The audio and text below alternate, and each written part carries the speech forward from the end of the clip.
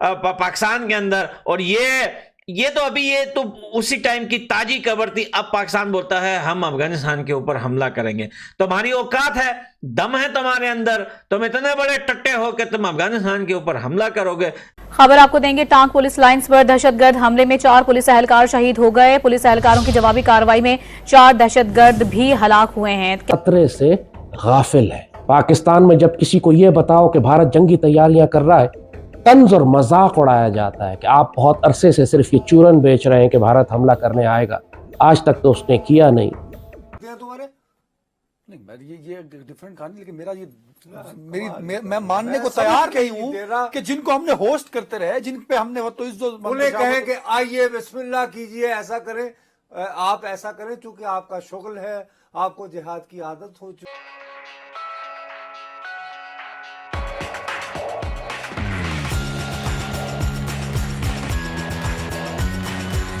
بتائے گا صبح سویرے یہ دہشت گردوں کی جانب سے حملہ کیا گیا تھا اور اب تک 4 پولیس اہلکار شہید ہو چکے ہیں. اس وقت کیا صورتحال آپ دیکھ رہے ہیں؟ کیا اس وقت بھی آپریشن جاری ہے؟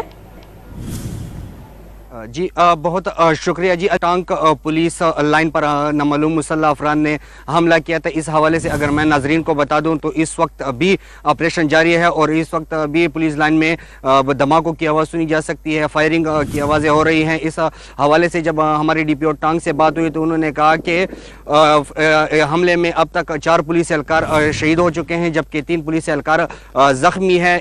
جبکہ 4 حملہ آوروں کو بھی مارے جانے کی اطلاعات ہے. تاہم آپریشن جاری ہے اور اب بھی وقفے سے پولیس لائن میں بڑے دھماکے ہو رہے ہیں جبکہ فائرنگ ہو رہی ہے. یہاں پر میں اگر سیکیورٹی کے حوالے سے یہ بتا دوں تو ٹانک ڈی آئی خان جو کہ ایک مین شاہراہ ہے, اس کو ہر قسم کے ٹریفک کے لیے ناکہ بندیاں لگا کر بند کر دیا گیا ہے. اس حملے میں اس وقت دیگر سیکیورٹی فورسز کی معاونت بھی حاصل ہے. ڈی آئی جی جمشید ستی صاحب ٹانک پہنچ چکے ہیں اور اب سے کچھ دیر بعد شہداء کی نماز جنازہ ادا کی جائے گی. دم ہے تو کر کے دکھاؤ. یہ تو تم تب سے بول رہے ہو جب سے ٹی ٹی پی بنا ہے اور تب سے افغانستان کی سرکار چینج ہوئی ہے, طالبان آیا ہے, تم یہی بول رہے ہو افغانستان کے اوپر حملہ کریں گے. تم کر کے تو دکھاؤ میرے بھائی.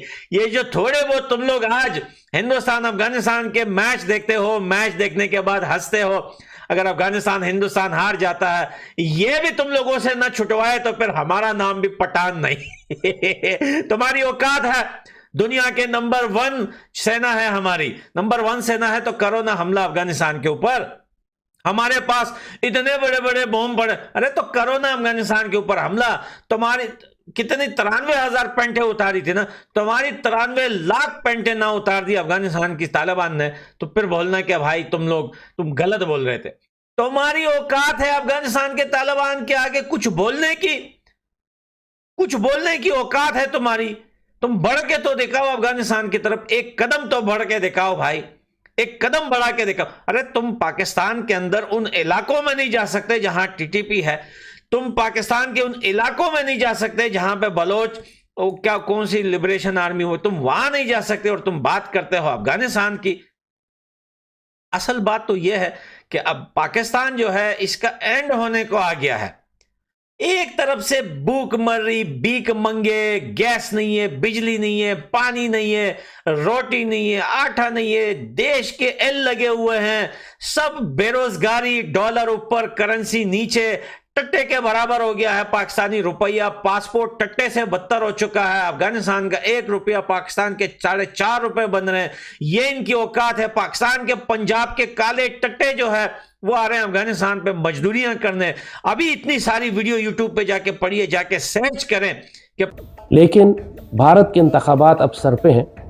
بھارت کی جنگی تیاریاں مکمل ہیں. اس کی ناردرن کمانڈ, اس کی سدرن کمانڈ اور ساؤتھ ویسٹرن کمانڈ بالکل ڈپلائیڈ ہے ہماری سرحدوں کے ساتھ. پچھلے 1.5 سال سے مسلسل ہر ہفتے وہ ڈویژن اور کور لیول کی ایکسرسائزز کر رہے ہیں. دنیا کا ہر ہتھیار انہوں نے تجربہ کر کے دیکھا ہے. جدید ٹیکنیکس جنگ کرنے کی, یوکرین جنگ سے, اور اسرائیلی ٹیکنیکس جو وہ غزہ میں استعمال کرنے کی کوشش کر رہا ہے, اور ان کے ہتھیاروں کی جو پرفارمنس ہے, اس سب کے مطابق اپنے آپ کو وہ ترتیب دے کر پاکستان کے خلاف منظم ہو چکے ہیں. اور عسکری طور پر اب کسی کو کوئی شک نہیں ہے کہ جو اربوں ڈالر انہوں نے خرچ کیا ہے صرف جنگی تیاریوں میں, اسلحہ فائر کرنے میں, پیٹرول اور ڈیزل جلانے میں, وہ بلا وجہ نہیں ہے. اور جو ان کا ڈپلائمنٹ پاسچر ہے وہ ایگریسو ہے, وہ انویژن لیول پاسچر ہے. وہ اس لیے نہیں ہے کہ پاکستان حملہ کرے گا تو وہ ایک دفاعی جنگ لڑیں گے. वो पॉस्चर इसलिए है कि उन्होंने सरहद पार करके पाकिस्तान को 2 हिस्सों में काटना है और पाकिस्तान के बड़े बड़े इलाकों पर कब्जा करना है। पाकिस्तान में जो कुछ ये दुश्मन पाकिस्तान के खिलाफ कर रहा है वो एक मजहबी नजरिए के तहत कर रहा है। उन्होंने अपनी नई पार्लियामान जो बनाई है, जहां पर बैठ के उन्होंने अभी ऐलान किया है कि वो कश्मीर को भारत का हिस्सा बनाएंगे, वहां उन्होंने अखंड भारत का नक्शा लगाया है। अब वो नजरियाती तौर पर अपनी पूरी कौम को ये बता रहे हैं कि हमारा नस्बुलैन अखंड भारत है। और जाहिर है कि अखंड भारत की राह में सबसे बड़ी रुकावट पाकिस्तान है, और इस अखंड भारत को हासिल करने के लिए इससे बेहतर मौका इनको पिछले 100 साल में या पिछले 1000 साल में नहीं मिला होगा कभी। आरएसएस पिछले 100 साल में बनी है, 1000 साल की गुलामी है इनकी, जिसका इंतकाम इन्होंने मुसलमानों से लेना है, खासतौर पर पाकिस्तान के मुसलमानों से लेना है। पाकिस्तान में जब लोगों को ये बताओ, जैसे कहा कि भारत हमला करने वाला है, तो वो तंज और मजाक में इस बात को उड़ाने की कोशिश करते हैं। बात ये कि भारत से तुम्हारी जंग तो होगी, उसकी जंगी तैयारियां मुकम्मल है, आज हो, कल हो, एक हफ्ते के बाद हो, वक्त का तय्युन अल्लाह बेहतर जानता है। लेकिन जो पॉस्चरिंग है, जो जियो पॉलिटिकल एनवायरनमेंट है, जो इंडिया के अंदर पॉलिटिकल एनवायरनमेंट है, जो उनके इलेक्शंस आ रहे हैं, जो वो लैंग्वेज और नैरेटिव बिल्डिंग वो इस्तेमाल कर रहे हैं, जो कानून साजी वो कर रहे हैं, जो फौजों की डिप्लॉयमेंट और ट्रेनिंग कर रहे हैं, वो सब एक बात की तरफ इशारा कर रही है कि हमारे पास अब वक्त नहीं है। इस जंग को आप जंग का नाम दें या ये कहें कि भारत के साथ हमारा कोई तसादुम होगा, जो मर्जी नाम आप इसको देते रहें, लेकिन हमारी किताबों में सईदी रसूलुल्लाह की हदीस और बिशारतों में इसी जंग को ग़ज़वा-ए हिंद कहा गया है। अब पाकिस्तानी कौम को शऊरी तौर पर, नज़रियाती तौर पर, रूहानी तौर पर ग़ज़वा-ए हिंद की तैयारी करनी है। गज़ा की जंग ने आपको एक बात दिखा दी है कि हथियारों का फ़र्क कोई मायने नहीं रखता है। आप उससे बाज नहीं रह जाते तो अक्सर औकात सर वो शौक हमसे पूरा कर लिया करें। ये करें, क्या बात कर रहे हो तुम? मेरे जो बच्चे कल जो हैं, भाई वो जिन माओ के बेटे हैं, उनका क्या कसूर है? आप उनको क्या ये नहीं, क्या वो हमने मरवाने के लिए रखे हुए हैं माँ बाप? सो डिप्लोमेसी फेल होगी आपके। Diplomacy has failed there. I totally agree with Kamran. अब जो अगला ऑप्शन है, उस ऑप्शन का रिएक्शन, वो अगला ऑप्शन जो है वो, मैं तो एक तो क्वालिफाइड नहीं हूं, I am not a defence analyst. मैंने तो कल एक पाकिस्तानी के तौर पर अपने जज्बात का इजहार किया था। हिंट किया है कामरान साहब ने सर्जिकल स्ट्राइक। सर्जिकल स्ट्राइक की बहुत सारी सूरतें हो सकती हैं, वो डिफेंस एक्सपर्ट्स जाने, उनका काम जाने।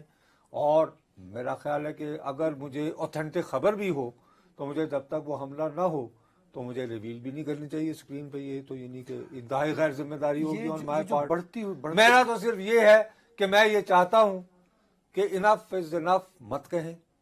सर्जिकल स्ट्राइक का मंसूबा बनाया तो बना के इत्तला दें, ताकि मैं फख्र पे खड़ा होकर ये कहूं कि हाँ भाई अदनान, ये देखो मेरे जवानों की जो शहादत है, ऑफ कोर्स, मतलब देखें, हम एक ऐसे 25 जवान शहीद हो जाएं सर, ये बहुत बड़ा लॉस है बाबा। ये कोई एक वाकया नहीं हुआ ना, अब रिसेंटली देखो गिनवा दिए कितने।